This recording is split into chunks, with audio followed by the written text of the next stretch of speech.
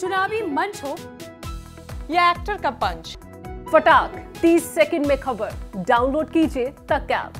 काफी बुरे हालात हैं।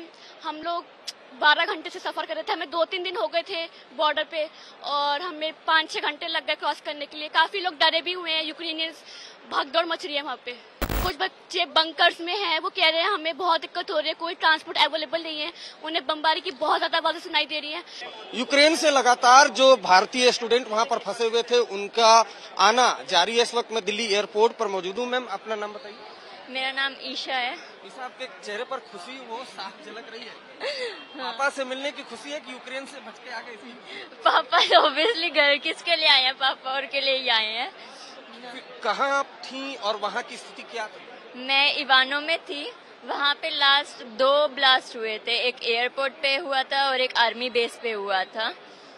जब उसके बाद हम लोग निकल गए थे वहाँ से और अभी वहाँ ठीक है फिलहाल, लेकिन इमरजेंसी सायरन रहता है। हाँ, ब्लास्ट की हमने भी तस्वीरें देखी और जहाँ आपने बताया उस इलाके में तो और भी भारतीय स्टूडेंट है, खासकर मेडिकल।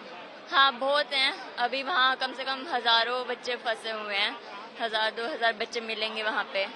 मेरा नाम उदिशा है। उदिशा, कब से वहाँ पर फंसे हुए थे, क्या हालात हैं वहाँ पर? काफी बुरे हालात हैं। हम लोग 12 घंटे से सफर कर रहे थे। हमें 2-3 दिन हो गए थे बॉर्डर पे और हमें 5-6 घंटे लग गए क्रॉस करने के लिए। काफी लोग डरे भी हुए हैं। यूक्रेनियंस भागदौड़ मच रही है वहाँ पे। हाँ जी। ये बताइए कि वहाँ पर कहा जा रहा है कि एक ईस्टर्न पार्ट है जहाँ पर और भी बच्चे ज्यादा जो है वो फंसे हुए हैं। कुछ बच्चे बंकर्स में हैं, वो कह रहे हैं हमें बहुत दिक्कत हो रही है, कोई ट्रांसपोर्ट अवेलेबल नहीं है। उन्हें बमबारी की बहुत ज्यादा आवाजें सुनाई दे रही हैं। काफी दिक्कतें हो रही हैं उन्हें। और कुछ बच्चे बॉर्डर्स पे भी हैं, वो अपनी सिटी वापस नहीं जा पा रहे हैं क्योंकि वो फंस गए वहाँ पे। आप कैसे पहुंचे बॉर्डर तक, कैसे पहुंचे? हमें बस प्रोवाइड कराई गई थी। हमारे कुछ बच्चों ने मिलकर बस करी, हमारे कॉन्ट्रैक्टर्स, हमारे सीनियर्स ने। फिर हम लोग बस ने हमें 5 किलोमीटर पहले उतार दिया बॉर्डर से। फिर हम चल के गए बॉर्डर पे। जब हालात बिगड़े वहाँ पर क्या माहौल था? आपको डर लग रहा था इस तरीके की जो हालात?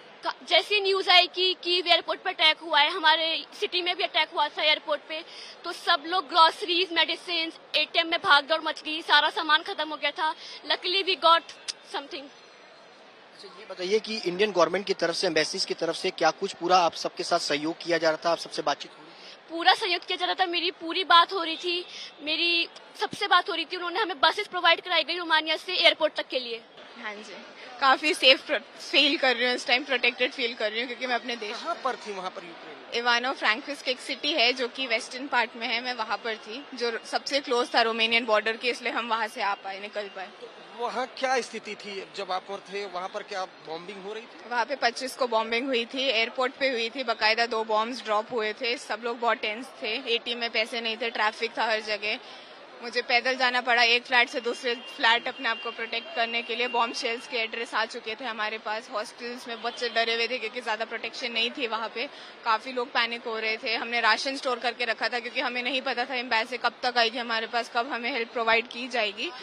पर फिर उसके बाद हमारे कॉन्ट्रैक्टर्स ने बस बुक करी थी 50 जनों की। उसकी वजह से हम आज यहाँ पे हैं। उनकी बदौलत हम जहाँ पर पहुंचे वहाँ से रोमेनियन बॉर्डर जो था 8 किलोमीटर दूर था, हम चल कर गए वहाँ तक।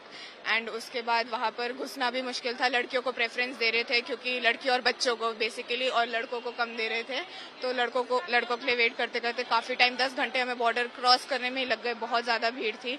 और दूसरे साइड में ही रेफ्यूजी कैंप था। उन्होंने रोमेनियन जो रेफ्यूजीज के लिए उन्होंने किया, काफी अच्छा किया। काफी खाना पीना, रहना, कपड़े, सब कुछ दिया। तो फिलहाल अगर बात करें, चूंकि आप लोग तो मेडिकल स्टूडेंट है, तो वहाँ और कितने स्टूडेंट फंसे हुए? अभी 1000 से 1500 स्टूडेंट रोमानियन बॉर्डर पे वेट कर रहा है इवैक्यूएशन के लिए। मैं इस पूरी स्थिति का जिम्मेवार यूक्रेनियन गवर्नमेंट को मानता हूँ क्योंकि हमारी गवर्नमेंट उनको पिछले 1 महीने से बोल रही थी कि आप प्लीज बच्चों का जो है एजुकेशन ऑनलाइन कर दीजिए। और हम खुद एम्बेसी के साथ कांटेक्ट में थे, बट हमारी एम्बेसी उस पर्टिकुलर इन्फो और रिक्वेस्ट को इग्नोर कर रहा था क्योंकि उनके हिसाब से इवानो फ्रैंकीव्स जो सिटी है वो सबसे सेफेस्ट सिटी में से एक आता है। बट जैसे ही वॉर शुरू हुआ उस पर एकदम से बम गिरता है जो कि हम अपनी आंखों से देखते हैं। और एयरपोर्ट, इंटरनेशनल एयरपोर्ट है जो सिटी का, वो एकदम से धुआं हो जाता है बिल्कुल। और हम जो इवैक्यूएशन का वेट कर रहे थे, हम घबरा जाते हैं कि अब तो कहीं प्लेन लैंड भी नहीं हो पाएगा। और मेरी यूनिवर्सिटी में इस टाइम पे 2500 से 3000 बच्चे पढ़ रहे हैं।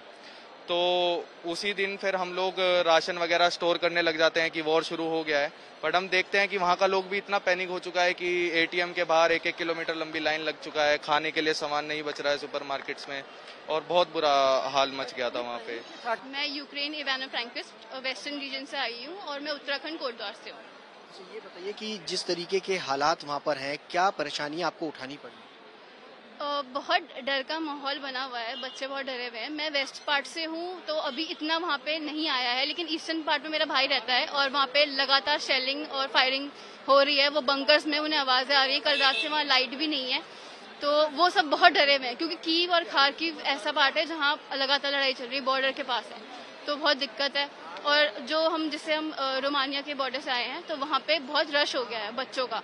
कल रात को धक्का मुक्की भी हुई और बच्चों को चोटें भी लगी बॉर्डर क्रॉस करने के लिए कि पहले हम करेंगे, और ठंड इतनी है कि खड़ा होना बहुत मुश्किल है वहाँ पर। तो भाई निकल पाए वहाँ से अभी तक? नहीं, वो अभी बंकर में है और उनका अभी निकलना पॉसिबल भी नहीं है क्योंकि बहुत ज्यादा वहाँ पे लड़ाई चल रही है। जब तक शायद शांति नहीं होती है वो निकल नहीं सकते अपने बंकर से। क्या पढ़ाई कर रहे हैं वहाँ पर? मैं मेडिकल की पढ़ाई कर रही हूँ और मेरा भाई एरोनॉटिकल इंजीनियरिंग कर रहा है। कौन सा ईयर है आपका?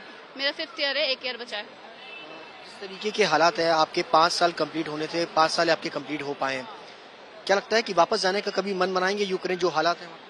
मुझे लगता है कि क्योंकि 5 साल हमने वहाँ दिए हैं तो 1 साल बचा है तो हम वेस्ट नहीं करना चाहेंगे क्योंकि हमने बहुत मेहनत की है। मेडिकल की पढ़ाई बहुत डिफिकल्ट होती है, तो हम चाहते हैं कि जल्दी से जल्दी चीज़ें सॉर्ट आउट हो और हम वापस जाएं और 1 साल का अपना कंप्लीट करके इंडिया वापस आए, यहाँ डॉक्टर की जॉब करें। परेशानियां तो बहुत हुई है यूक्रेन में।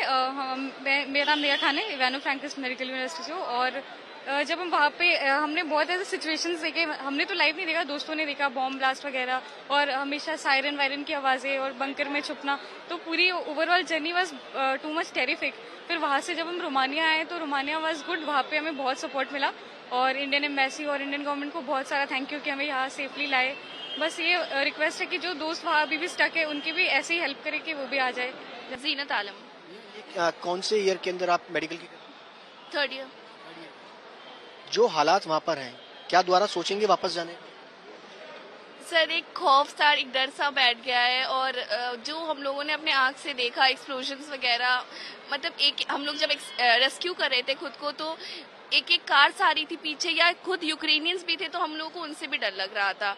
हम लोग कैश वगैरह निकालने जाते, बाहर जा रहे थे खाने पीने के सामान लेने के लिए, तब बहुत ज्यादा डर लगता। हम लोग बार बार आगे पीछे देख रहे कि पता नहीं कब क्या हो जाएगा, और साइरेंस वगैरह बज रहे थे। साइरेंस वगैरह बजते बजते हम लोग खुद को रेस्क्यू करके बंकर्स में गए हैं, तो सिचुएशन बहुत बढ़ रही है। एक पूरा कैरियर है आपका, 3 साल आपने वहाँ पर बिता दिए, क्या लगता है कि अब वापस जाने का सोचेंगे कभी जो हालात हैं?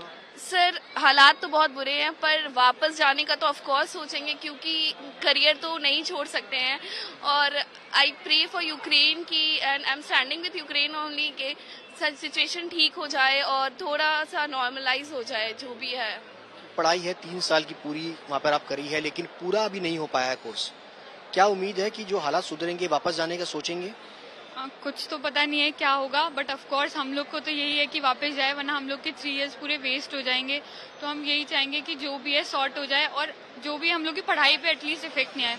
जैसे 3rd ईयर में हम लोग का एक लाइसेंस एग्जाम होता है, वहाँ पे क्रॉक करके वो पास करना कंपल्सरी होता है, तभी आपको आगे प्रमोट किया जाता है। तो उसका भी अभी कुछ पता नहीं है, तो डिलेमा में तो है ही कि आगे क्या होना है क्या नहीं। करियर एक तरीके से आपका दांव पर लग गया है। क्या वजह है कि यूक्रेन वापस जाना चाहते हैं? क्योंकि पढ़ाई सस्ती है या फिर हिंदुस्तान से महंगी? जी, एक तो 3 इयर्स हम लोग वहाँ वेस्ट करके आ चुके हैं, अब यहाँ पे दोबारा से रीस्टार्ट करना मतलब इतना टाइम पूरा वेस्ट हो गया। और ऊपर से ये भी है कि जैसे इंडिया के प्राइवेट कॉलेजेस की आप लोग फीस तो जानते हैं कि एक middle class family of course इसे अफोर्ड नहीं कर सकते, इसलिए हम लोग यूक्रेन गए थे और वहाँ का एजुकेशन सिस्टम भी थोड़ा सॉर्टेड सा था।